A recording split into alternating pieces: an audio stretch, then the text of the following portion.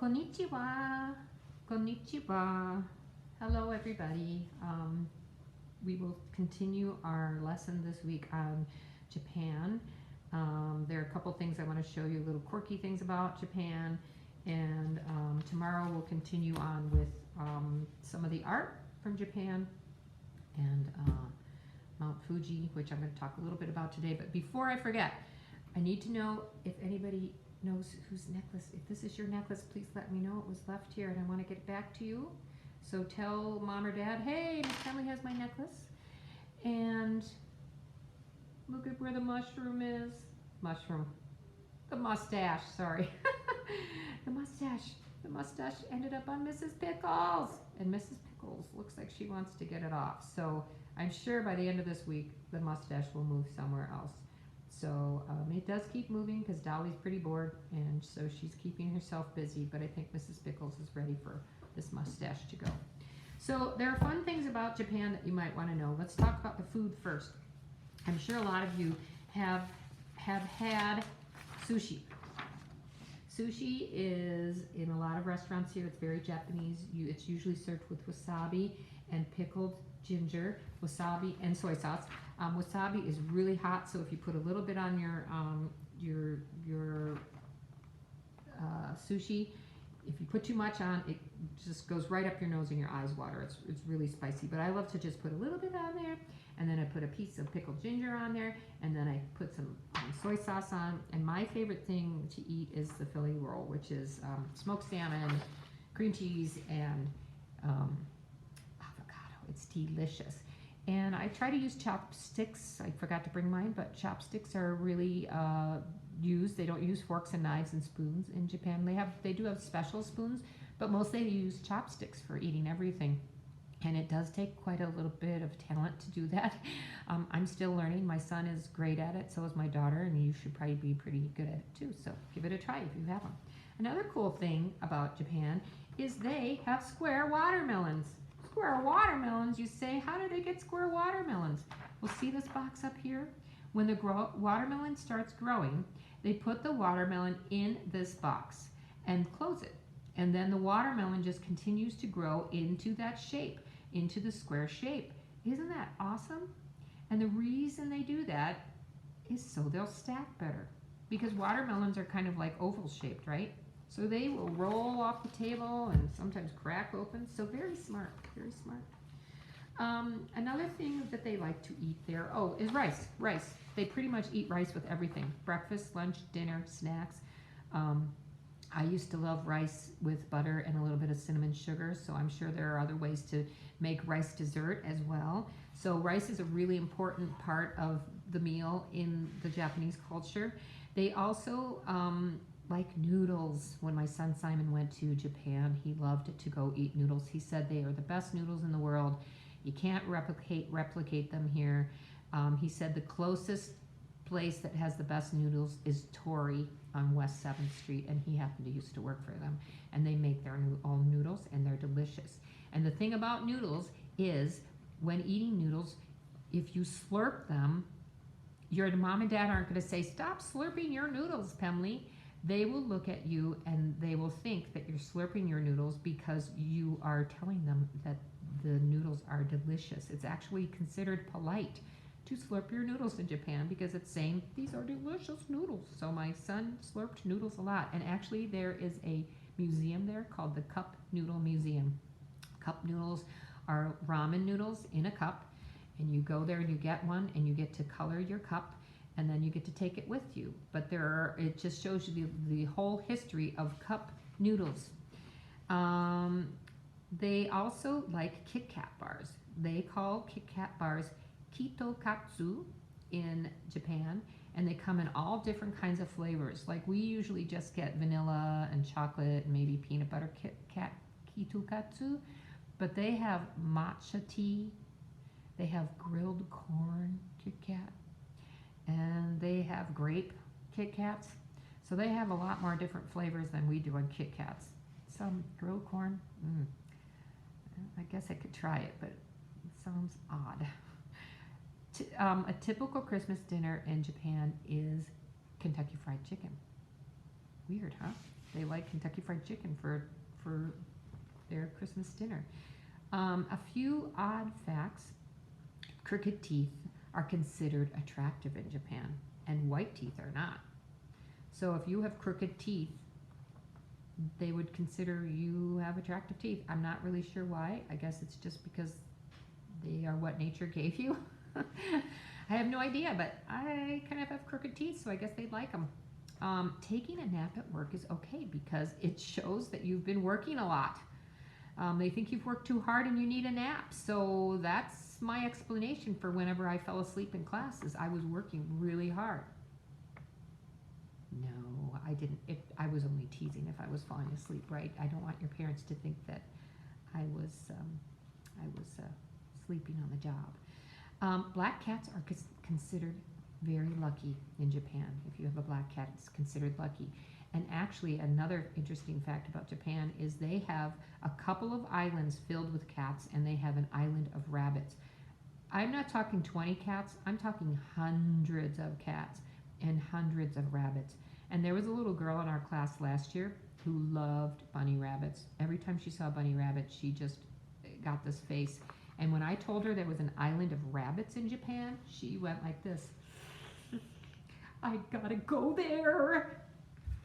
And she went home and told her parents they needed to go to Japan.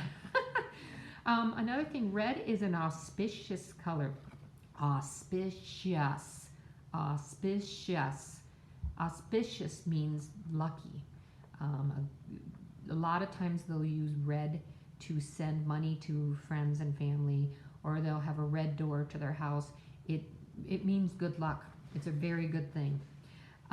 People bow instead of shaking hands in Japan. It's like a form of respect, and there is a lot of respect given in Japan. More paper is used for drawing manga comics than toilet paper. Now, some of you have probably heard of manga comics before. Manga comics. And they do a lot. I mean, Pokemon and all the Japanese, I'm forgetting right now some of the other manga cartoons that are on now, but they're drawn by manga comics. And there's a great museum there that I'd love to go to. And of course, I'm forgetting the name of it. It begins with an H, but Totoro is there, and lots of other magnificent, beautiful art by the Japanese. And there are all kinds of vending machines in Japan, all around the city, selling beer and comic books and hot dogs and coffee. So everywhere you go, you can find a vending machine to keep you entertained, I guess. And if you are caught speeding in Japan, the Japanese police will shoot your car with a paintball. And they do that so they can track you down later and give you a ticket. So if you're speeding by and you hear a poof, you know you got shot by a paintball by the Japanese. A lot of things come from Japan.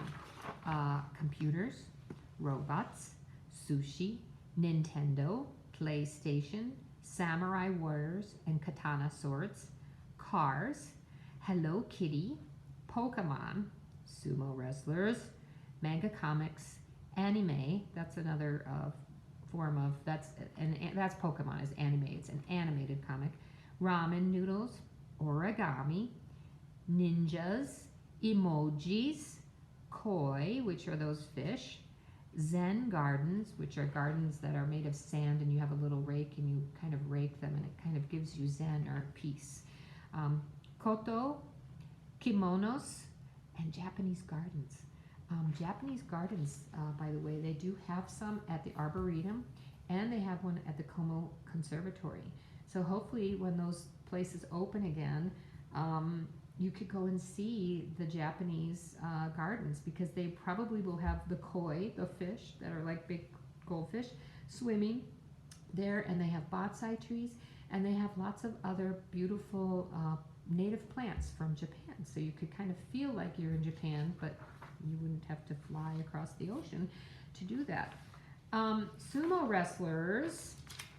Oh wait, before I forget, there are a couple other things I'm going to show you. This is called washi tape. Washi tape is from Japan. And I gotta find the end of it. It's very thin. It comes in all sorts of lengths and widths. And it's just sticky tape. It's pretty thin. It's pretty sticky, and you just use it to put it on paper. And it comes in all sorts of designs. It's fun to play with. They also have these. They're called Japanese erasers. And these Japanese erasers come apart. See that? I'm not going to take the strawberries off. And they come back together. Now, I don't think they're really good for erasing. See a little ice cream pop? They're not really great for erasing an ice cream. The ice cream comes apart. But they're really fun. They're like little puzzles. Cake. Don't eat it, Miss Penley. It's not real. So they're really fun. They even have French fries, and they have animals. They have all sorts of creations for these Japanese erasers. And there is actually a museum in Japan called the Japanese Eraser Museum, and it's got all kinds of Japanese things. Now, this other thing that I have is from my mom's house, and it's a little Japanese man. He almost looks like a sumo wrestler, because sumo wrestlers have big bellies because they use their bellies for wrestling. But this is made of ivory, which people don't like to do anymore because we don't want to take trunks from elephants to make things in. But I've had this, my mom has had this for a long time. So, but it's very cool. It's very intricate, and the Japanese are really good about art and the things like the woodcuts I told you about. And tomorrow I'm going to go into a little bit more about the art and some of the artists we've already learned about and what they have done, or how they were inspired by the Japanese. I'm going to try to do my sumo wrestler stance for you. I don't know if it's going to work because I need to bring the thing down. So bear with me. I'm going to set myself up here. So sumo wrestlers, when they're getting ready to perform, let's see, is it better here? They usually have their hands on their hips like this, and they throw one leg out to the one side and one to the left, and they make a lot of noise when they do it. So they go,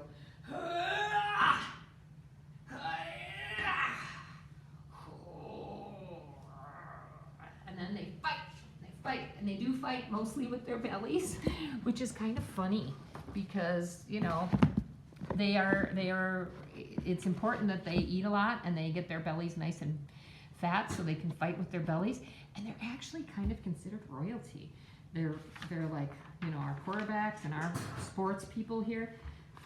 In Japan, sumo wrestlers are it. And sumo wrestling is about the only wrestling or the only sport that women don't participate in. But just so you know. I'm also wearing this cute little Lucky Cat top. And then underneath I have a shirt that my friend gave me that's got a woman in a kimono. And this is a kata warrior. This is one of those warriors that I was telling you about. I don't think he's got, or he's a samurai. And this is might be his katana sword. I can't really tell, but I think it's a t-shirt for a band. So tomorrow I'm going to go into a little bit more about the paper cranes. I'm kind of running out of time. This video is getting a little long. I am going to try to make you paper cranes. I tried to make a tutorial last night and I failed. They are a little bit hard to make, and I don't know if I can even put a string on them. So I think what I'm going to be doing is I'm going to make these for you, and I'm going to send home a piece of origami paper home with you so you can try and make whatever you want origami. You can look it up on YouTube, and it can give you a tutorial on whatever you want to make. But I'll send home the paper crane just because we did learn a little bit about the importance of them and how they bring peace to the world. And I think we all could use a little bit of that right now with what's going on. And I'm also going to share a video from one of our classmates' brothers. He did a cute tutorial on doing an origami fox. So if that's what you want to do with your origami paper when I get it ready, I'll probably have them ready next week, Monday or Tuesday. I'll let you know. Then you can decide to do an origami fox. But you can also find whatever you want, tutorial on YouTube. They have lots of them.